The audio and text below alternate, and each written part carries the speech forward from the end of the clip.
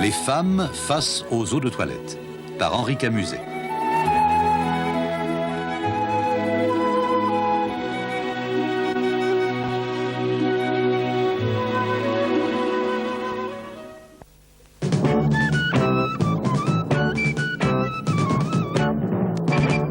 Monsieur Goudsas, il n'est pas question pour nous de faire un historique complet de la parfumerie dans le monde, mais j'aimerais que vous me disiez depuis quand l'homme et la femme utilisent des parfums. Je crois qu'on peut dire que l'histoire de la parfumerie est aussi ancienne, aussi vieille que l'histoire de l'humanité entière. On a des preuves que l'Égypte des pharaons connaissait des parfums, des onguents, et la Bible en parle également. Et quand on me demande quel est le premier ouvrage qui a parlé des parfums, je réponds sans hésiter, c'est le Cantique des Cantiques. Et si vous voulez bien me permettre, je vais vous citer 3 vers du Cantique des Cantiques qui sont très beaux et qui situent le problème d'emblée. J'ai pénétré ma sœur, ma fiancée, dans mon jardin. J'ai récolté ma myrrhe, mes aromates. J'ai dévoré mon miel et le rayon, et je me suis abreuvé de mon vin, de mon lait. Et puis, bien entendu, depuis lors, le parfum a accompagné toujours l'humanité dans son évolution. Et l'amour. Et l'amour, bien entendu, parce que l'un ne va pas sans l'autre. Alors, à partir de quel siècle voit-on apparaître, disons, non pas une industrie, mais un artisanat du parfum?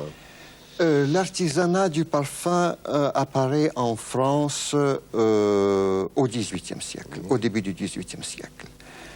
En 2 mots, l'historique de la ville de Grasse, qui est, comme on sait, la capitale des parfums, est la suivante. Grasse se trouvait sur le chemin de Grenoble à Florence. Et les dames florentines, dont une célèbre princesse Neroli, ont introduit l'usage des gants parfumés à la frangipane. Or, ces gants étaient fabriqués à Grenoble, transités, si j'ose dire, par Grasse, où ils étaient parfumés à la frangipane, qui est au fond... la frangipane, c'est l'oranger, c'est la fleur d'oranger, et prenaient le chemin de l'Italie. À tel point qu'à l'heure actuelle, l'huile essentielle qu'on tire des fleurs de l'oranger s'appelle l'essence de Neroli. Vous avez parlé du 18e. Est-ce qu'on peut rappeler qu'une des maisons françaises les plus connues, Lubin par exemple, a été fondée, si j'ai bonne mémoire, en 1792, oui. Et que Lubin était le fournisseur de Joséphine et d'un certain nombre de dames de la cour impériale. C'est exact, c'est exact. Il y a encore, à l'heure actuelle, certaines maisons, que ce soit des parfumeurs ou alors des maisons des matières premières de la région grassoise, dont l'origine remonte à la fin du XVIIIe et au début du XIXe siècle.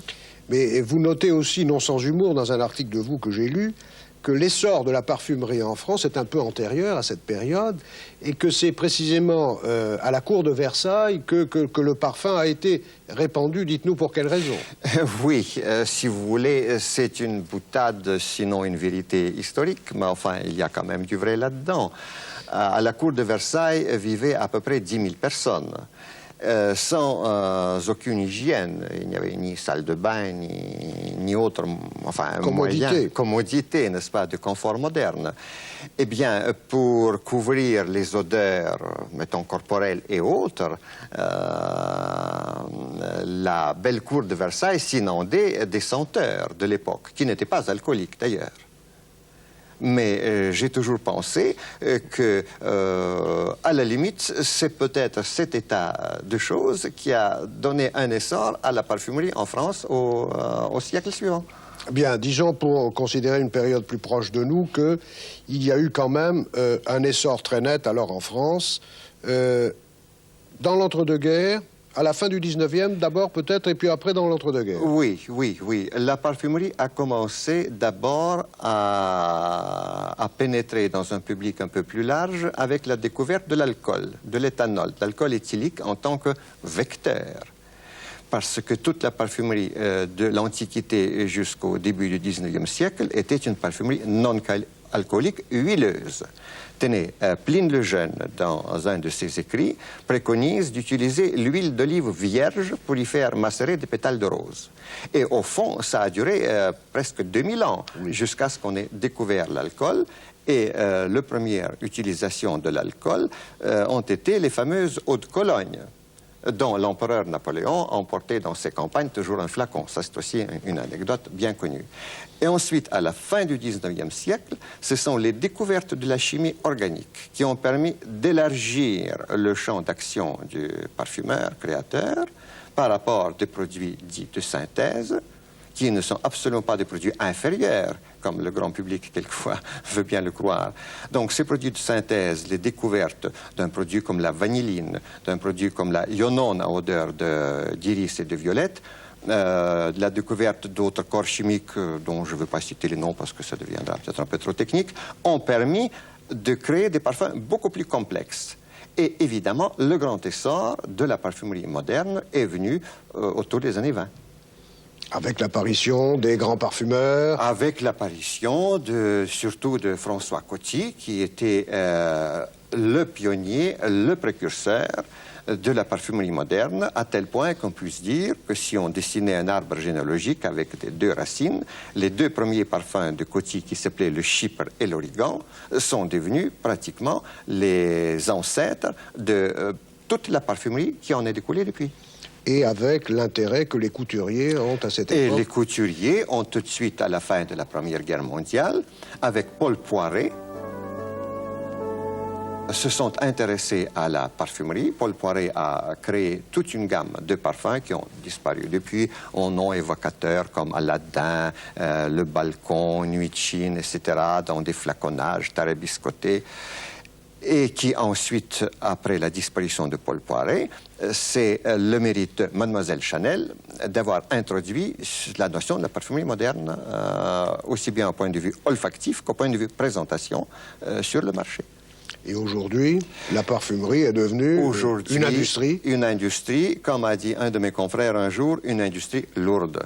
Parce que c'était, si vous voulez, encore jusqu'aux années 30, un artisanat de luxe, réservé à une élite, les happy few, comme disent les Anglais, tandis que maintenant, la parfumerie s'est démocratisée, elle a pénétré les couches les plus larges, les plus profondes dans le monde entier, sans exception, et elle manipule maintenant des tonnages absolument incroyables et inconnus il y a encore un demi-siècle. Et aujourd'hui, nous vivons au fond dans un monde parfumé. Parce qu'il n'y a pas que l'extrait dans son flacon de cristal, il y a aussi tout ce qui en suit, jusqu'à la lessive, jusqu'aux produits d'entretien, pour laver les carreaux, pour laver les baignoires. Tout est parfumé, tout fait, parce que, voilà, ce que je voulais dire par là, c'est qu'on peut toujours faire appel au sens olfactif. Toujours, dans toutes les circonstances. Monsieur Goussas, nous sommes dans cette salle un certain nombre qui ne connaissent pas grand-chose à l'art du parfum. Et nous voudrions profiter de votre présence aujourd'hui pour vous demander de préciser le sens d'un certain nombre de mots qui sont très mystérieux pour nous. Volontiers. Je donne un exemple. On nous dit qu'il y a des eaux de toilette dérivées et d'autres qui sont non dérivées. Qu'est-ce que ça veut dire? Eh bien voilà, pour un technicien c'est extrêmement simple. Admettons que qu'un parfumeur crée d'abord un parfum, ou si vous voulez un extrait, c'est-à-dire un produit assez concentré, présenté surtout dans l'époque dont nous avons parlé tout à l'heure, d'entre-deux-guerres, dans des beaux flacons de cristal, qui est vendu évidemment très très cher et qui sert pour des occasions, enfin, des dîners, des galas, des sorties. On demande un parfum d'être très tenace, d'être diffusant et autres. Bon, alors à ce moment-là, vous avez donc une note olfactive qui a été créée. Une note. Bon. Eh bien, si on veut ensuite faire une eau de toilette dérivée de cette même note, on retrouvera le même principe odorant, mais dans un flacon plus simple, dans une concentration un peu moins forte, dans un flacon évidemment, et à un prix évidemment bien différent du premier. On appelle ceci une eau de toilette dérivée de l'extrait. Maintenant, imaginez qu'il n'y a pas d'extrait, qu'il n'y a pas de parfum de luxe, qu'on veut simplement faire une eau de toilette telle que. La note n'a plus aucune importance, elle ne se rattache à rien. C'est la note originale de l'eau de toilette qu'on a voulu créer. Voilà donc la différence. Très bien. Alors, il y a une autre expression qui nous rappelle un peu l'écriture musicale, puisqu'il est question de notes. On Oui. vous dit, il y a la note de cœur, la note de tête, la note de fond. Qu'est-ce que ça veut dire? Tout d'abord, il faut dire que le langage de la parfumerie est extrêmement pauvre. On est obligé d'emprunter des termes à droite et à gauche. Voilà pourquoi on parle notes, qui est un emprunt à la musique. D'ailleurs, on parle aussi d'accords en parfumerie, et de symphonie, et de harmonie. Alors, un parfum, ou une fragrance, c'est le mot à la mode, et qui est, si vous voulez, construit d'après des règles traditionnelles, doit avoir une courbe d'évaporation bien harmonieuse. La première impression, quand vous débouchez le flacon, ce sont les notes les plus volatiles, évidemment, qui sortent et qui frappent le nerf olfactif. Ce sont les notes de tête. Ensuite, au bout d'un certain temps d'évaporation, les notes un peu plus lourdes commencent à s'évaporer et qui emmènent avec elles, si vous voulez, la quintessence de la conception du parfum, ce sont les notes de cœur.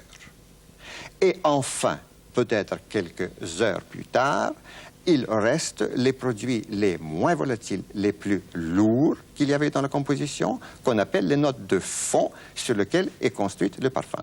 J'ai parlé tout à l'heure d'une courbe, je peux aussi vous faire une autre image, c'est une pyramide, si vous voulez. Imaginez-vous le parfum en forme d'une pyramide, la note de tête pointue, ensuite ça s'élargit, et ensuite il y a la note de base ou la note de fond.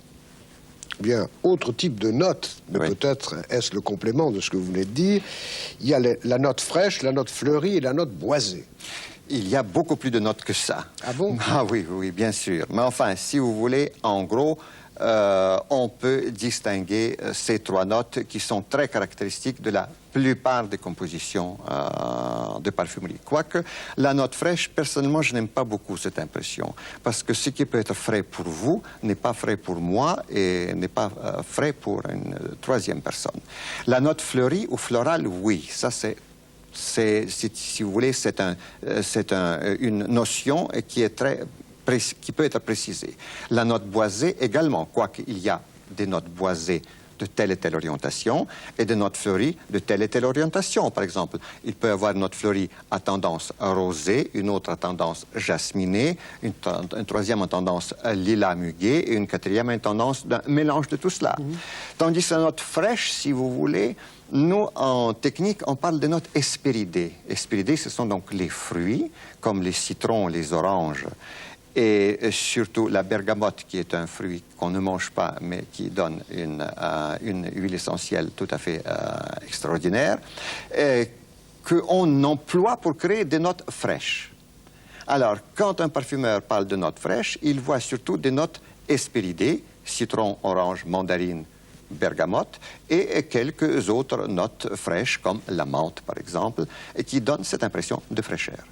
Alors, on préfère plutôt parler en donnant un nom à la note, n'est-ce pas, et non pas fraîche, tout simplement. Monsieur Goussas, je vous remercie pour cet ensemble d'explications. Je voudrais maintenant, à l'aide de...